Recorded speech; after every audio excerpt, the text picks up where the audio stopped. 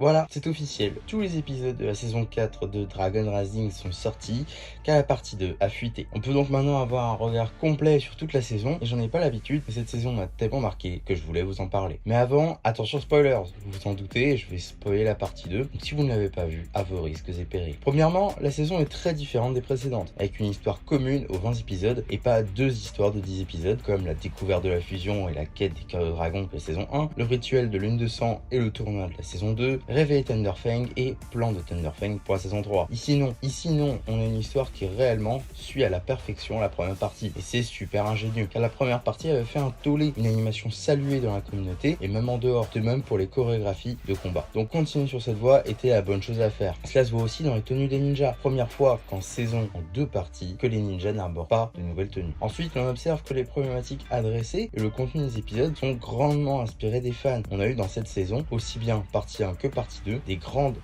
avancées sur la liste des choses à revoir ou mystères encore à élucider dans Ninjago. Le royaume de nos retours, Akita sort là, le pouvoir de Lloyd, lequel des trois méchants, Chen, Cryptor et Samukai, a survécu. Qu'est-ce que Raz a pris dans le monastère? Car oui, toutes ces problématiques sont adressées. Un minimum, le retour d'Akita enfin, mais très bref, qui à mon sens ne fait qu'amorcer un retour récurrent, dans le sens où certes Akita n'est revenu que brièvement, mais reviendra assurément en saison 5. Et puis il est aussi se poser une romance entre Lloyd et elle, laissant malheureusement de côté la princesse de Jade. Car oui, il était sûr qu'à l'avenir, celle parmi Harumi ou Aka qui allait revenir en première serait l'heureuse élue.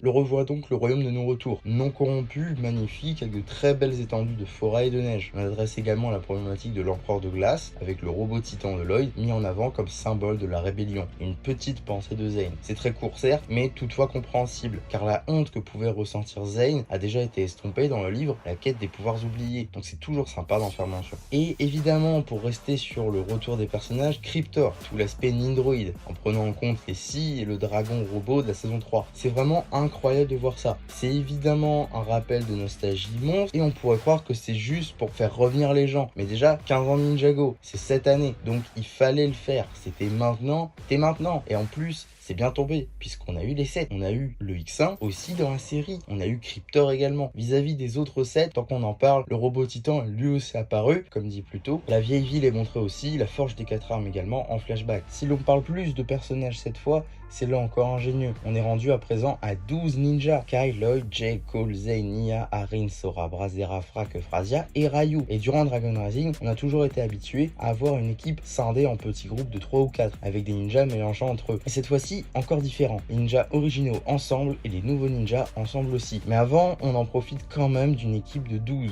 soudée et qui fonctionne très bien, avec des alchimies qui fonctionnent entre elles. Les équipes se séparent donc intelligemment dans l'histoire. Les anciens ninjas étant déjà allés dans le royaume de nos retours, ils sont les seuls à pouvoir y aller et à traverser la barrière. Les nouveaux ninjas doivent se débrouiller seuls, sans pouvoir, pour protéger Ninjago, faisant face à des méchants de seconde zone ou de plus grandes menaces. L'association avec les loyalistes et Cryptor est compréhensible, de factions très tournées autour de la technologie, et gangsters qui arrivent à Ninjago et commencent à prendre de galon après que les ninjas originaux aient quitté le monastère, ce qui est très logique et plutôt cool à voir. De plus, on a réellement un ton plus adulte sur cette saison, avec le comité des terres fusionnées, un ton presque politique, de la politique de surface, mais suffisante pour avoir le sentiment d'un ton plus sérieux. Ensuite, vis-à-vis du peuple de l'Ordraz, de la tribu des tigres de terre de lave, on en découvre bien plus sur leur cité, sur d'autres membres de celui-ci, que le pelage importe plus qu'à l'époque de Chima. On voit une plus grande diversité, avec du pelage noir, gris, blanc, marron. On voit aussi qu'est-ce qui a causé la destruction du village et l'extinction de leur tribu. Mais je m'attendais à revoir les 5 bannis. Je m'attendais pas à ce que ça se limite à des failles se créant sur le sol. Néanmoins, cela explique tout de même pourquoi Raz, plutôt Zeraz, s'était retrouvé dans une faille dans son flashback de la saison 2. L'un des points les plus marquants de cette partie 2, c'est le fait qu'il n'y ait pas réellement de méchant principal. Zilvar est contrôlé, l'arme ne peut pas être vraiment considérée comme un méchant, les loyalistes sont comme à la manière des butineurs de Rapton, une petite faction. Cryptor est certes puissant avec des nouvelles capacités, mais n'a jamais eu l'étoffe de méchant principal. Enfin, le retour de Beatrix, plus que bref, mais pas inintéressant. On pourrait peut-être revoir le cristal d'esprit à l'avenir, peut-être que ça jouera un rôle dans la saison 5 de Dragon Rising, Dragon's Fury. Enfin, l'arme de la désolation, même si ce n'est pas une méchante, c'est quand même le point point central de la saison et offre un total renouveau vis-à-vis de l'utilisation qu'avait Béatrix en partie 1. Notamment le fait que l'arme donne des pouvoirs élémentaires, puisse posséder quelqu'un et lui parler. Ça avait été émis en partie 1 mais jamais explicitement montré, ce qui a été fait cette fois-ci avec Zilvar. Zilvar qui est aussi l'un des personnages les plus importants et intéressants de la partie 2, si ce n'est de la saison, si ce n'est de tout Dragon Rising. Je l'ai adoré, il a la même origine que Raz et en est pourtant l'inverse total, aussi bien physiquement que moralement. Noir et blanc, rayures rouge foncé et clair, entièrement habillé torse nu, l'un souhaite ramener son peuple quoi qu'il en coûte, l'autre a ce souhait mais ne peut se résoudre à trahir son code moral, même pour retrouver son peuple. L'un a vécu tout seul toute sa vie, emprisonné dans une fosse de gladiateurs pendant des années, quand l'autre a été recueilli dès son enfance pour s'entraîner et mettre à bien le plan de son maître, juste ingénieux. Une scène également extrêmement intéressante, c'est le flashback de Edna et Jeune Jay qui vont à la forge des 4 armes pour en savoir un peu plus sur un talisman. Mais ce n'est pas le plus intéressant. Pour la suite, ça oui, mais pour cette remarque, non, car ce flashback répond à une ligne de dialogue à la fin de la saison 6. C'est-à-dire que je ne voulais pas faire partie de ta bande quand on était